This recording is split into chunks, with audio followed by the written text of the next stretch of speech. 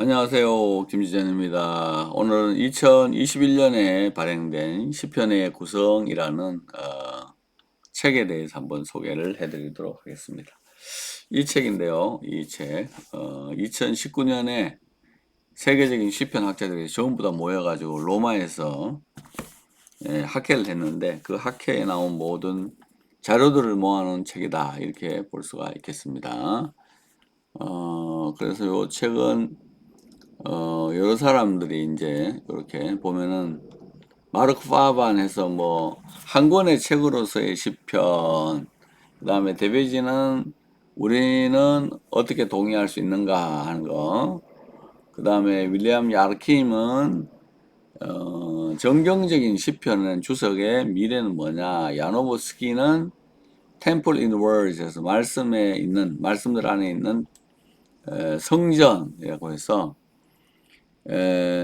신학적인 건축, 시편의 신학적인 건축은 어떻게 됐냐 하는 요건데, 지금 그때 이제 발표가 된 다음에 139페이지부터 있는 야노브스키의 이 이론이 굉장히 많이 인용이 되고 있습니다. 그 다음에 여러분들 이제 시편을 공부하다 보면은 반드시 등장하는 보사라는 이름이 있죠. 필립 보사라는 것이 있는데, 이제 1편과 2편 사이의 내용과 37편 내용을 분석한 것이 되고, 23편은 하르텐슈타인이 분석을 했고 하는 식으로 되어 있고요. 나머지는 조금 더 어렵게 되어 있는 이런 형태로 되어 있는 책이 되겠습니다. 이 책의 뭐 핵심적인 내용은 조금 소개해 드리려면 이렇습니다. 책의 핵심적인 내용 중에 가장 중요한 거는 마르코 파반의 이야기, 이 이야기를 제가 좀 번역을 했는데요. 이런 한계를 넘어가고자 2019년에 로마에서 열린 SBL 국제회의는 시편을 하나의 책으로 보려는 시도들이 다채롭게 나타나게 되었죠. SBL은 이 회의 이후 여기서 발표된 논의들을 한 권의 책, 즉 The Formation of the Hebrew Psalter라는 책을 출판하기에 이르고 있습니다. 이 학회의 관심과 초점은 마르코 파반의 말에 가장 잘 요약되어 있다. 지난 40년에 걸쳐서 시편 연구는 심오하고도 중요한 발전을 경험하게 되었는데, 그것은 바로 시편을 하나의 책으로 여기고 분석 연구하는 것이다. 이렇게 이제 이야기를 했습니다.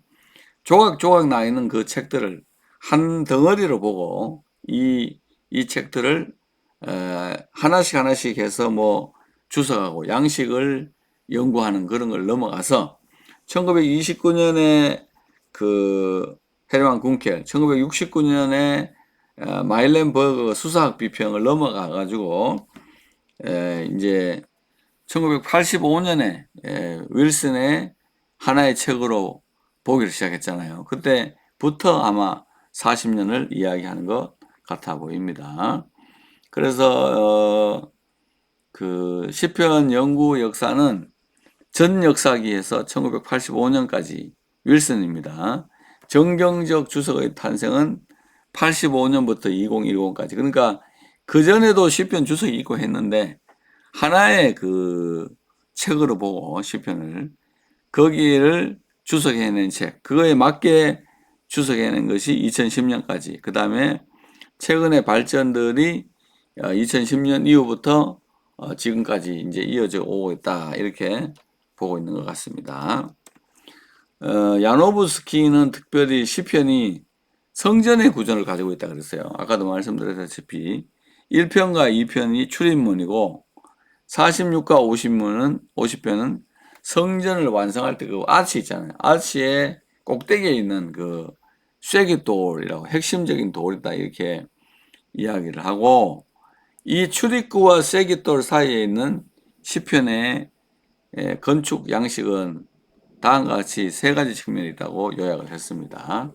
인류학적인 측면에서 개인적으로 매우 슬픈 사정에 있는 백성들이 찬양으로 마무리하는 시편의 각 편들을 보면은 어떤 거는 인류학적 측면을 가지고 있는데, 이거는 처음에는 애통으로 막 출발하다가 나중에는 찬양으로 끝이 나는 거. 예를 들어 뭐 대표적인 게 시편 22편 이런 것들은 애가로 막 시작했다가 뒤에 찬양으로 끝나잖아요. 그런 형태로 22편의 확대처럼 22편처럼 애가로 시작했다가 하나님이여 뭐 나의 하나님 나의 하나님 왜 나를 어찌하여 나를 버리셨습니까 하다가 내가 주를 찬송해 할지라도 결론이 바뀌는데 이게 애가에서 출발해서 결론으로 바뀌는 게 있고 우주적인 측면은 스월에서 성전으로 했어요. 마음이 막 낮아진 상태에 있다가 또는 굉장히 괴로워진 상태에 있다가 성전으로 이렇게 높아지는 상태. 마음을 마치 우주적으로 좀 더 큰 스펙으로 본다면은 아주 낮은 그 지옥에 있다가 천국으로 올라가는 듯한 스월에서 성전으로 올라가는 것 같은 그런 것들도 있다는 거죠. 사망의 음침한 골짜기로 다니지만 나중에는 아버지 집에 영원히 간다 하는 그 23편 같은 것이 우주적인 측면도 있고 그 다음에 신학적인 측면은 다윗에서 시온으로 하는 것입니다. 다윗이 이 어려움들을 많이 경험하고는 나중에 결론적으로 다시 시온에 계신 하나님을 찬송하고 또 시온을 바라보기도 하고 시온에 갈 것을 기대하는 요 세 가지 형태의 시로 나누어져 있다 이렇게 했는데 굉장히 탁월한 선택이라고 해요. 왜냐하면 이 시편 한 편 한 편 한 편이 애가에서 찬양으로 서울에서 성전으로 다윗에서 시온으로 간다. 이거는 이 시편의 이 물결을 잘 읽었다 이렇게 볼 수 있죠. 남한강 북한강이 모여가지고 한강 이래 되듯이 시편이라는 이 에디토리얼 그러니까 이 편집하는 데 있어서 가지고 테크닉으로 볼 때는 이 이런 형태로 된 세 가지 중요한 주류 지류들이 나중에 이제 주류를 이루게 된다 이렇게 잘 분석을 한 것 같습니다. 어,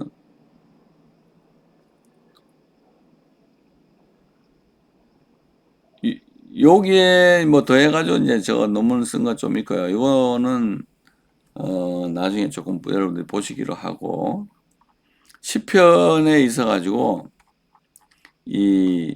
지난번에 조금 이제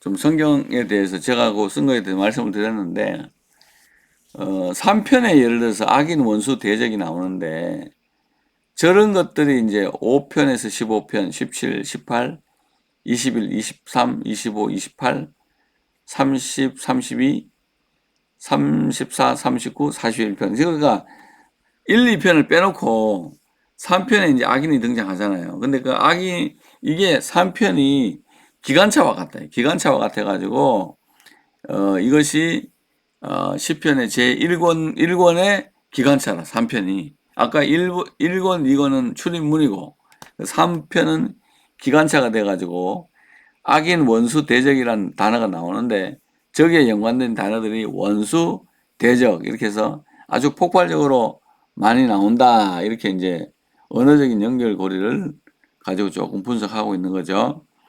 그 다음에 이 다윗이 그 시편의 2, 3권 42부터 89까지를 볼 때는 이렇게 고라의 시가 42부터 49, 아사랴의 시가 50, 그 다음에 다윗 솔로몬의 시가 51부터 72까지 있고, 그 다음 다시 아삽, 고라 이렇게 돼서 이게 매트릭스를 이렇게 이루고 있잖아요. 이게 딱 이렇게 대칭을 이루고 있다는 구조도 이 레젤이 아주 잘 찾아냈다 이렇게 볼 수가 있겠습니다. 다윗이 사용하는 하나님의 집, 피난처, 성소, 나의 피난처, 성소, 실로, 장막, 주의 장막, 주의 제단, 주의 집에 거하느냐, 주의 궁정 이런 단어들이 여기에 많이 사용되고 있다 이렇게 볼 수가 있겠습니다.